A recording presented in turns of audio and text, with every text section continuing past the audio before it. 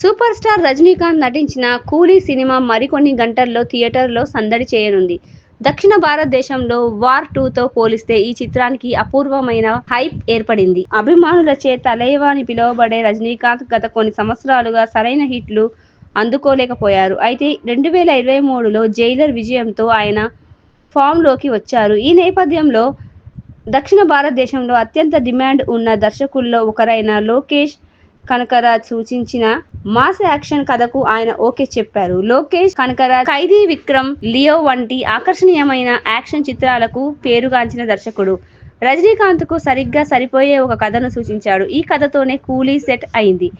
ఈ సినిమాలో రజనీకాంత్ తో పాటు నాగార్జున, ఆమిర్ ఖాన్ వంటి స్టార్స్ ఉన్నప్పటికీ దర్శకుడు లోకేష్ కనకరాజ్ మరియు సంగీత దర్శకుడు అనిరుద్ రవిచందర్ ఇచ్చిన పాటలే తెలుగు ప్రేక్షకులలో ఈ సినిమాకి భారీ హైప్ కు ప్రధాన కారణమని చెప్పవచ్చు. కూలీ సినిమాను సన్ పిక్చర్స్ సంస్థ దాదాపు 350 కోట్ల నుంచి 400 కోట్ల భారీ బడ్జెట్ తో నిర్మించింది.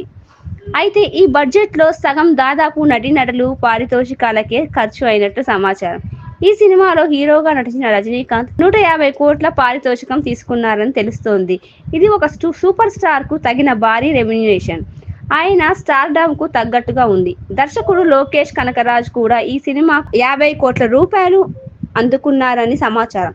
లోకేష్ గత చిత్రాల్లో బాక్సాఫీస్ వద్ద భారీ విజయాలు సాధించడంతో ఆయనకు ఇచ్చిన ఈ పారితోషికం ఆశ్చర్యం కలిగించదు. ఇక విలన్ పాత్రలో నటించిన నాగార్జున 20 నుండి 24 కోట్ల రూపాయలు, అతిథి పాత్రలో కనిపించిన బాలీవుడ్ స్టార్ ఆమిర్ ఖాన్ 20 కోట్ల రూపాయలు తీసుకున్నారని తెలుస్తోంది. ఇక కీలక పాత్రల్లో నటించిన సత్యరాజ్ మరియు ఉపేంద్రలకు తలో 5 కోట్లు, శృతి హాసన్ కి 4 కోట్లు పారితోషికంగా ఇచ్చినట్లు సమాచారం. సినిమాకి అద్భుతమైన సంగీతం అందించిన అనిరుద్ రవిచందర్ కి 15 కోట్ల రూపాయల వరకు పారితోషికం అందుకున్నారని టాక్.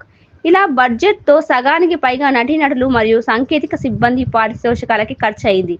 మిగిలిన మొత్తంతో సినిమా నిర్మాణం పూర్తి చేసినట్లు తెలుస్తోంది. కూలీ సినిమాపై అంచనాలు ఆకాశాన్ని తాకుతుంది. అయితే ఈ అంచనాలు ఎంతవరకు నిజం అవుతాయనేది మరికొన్ని గంటల్లో తేలనుంది.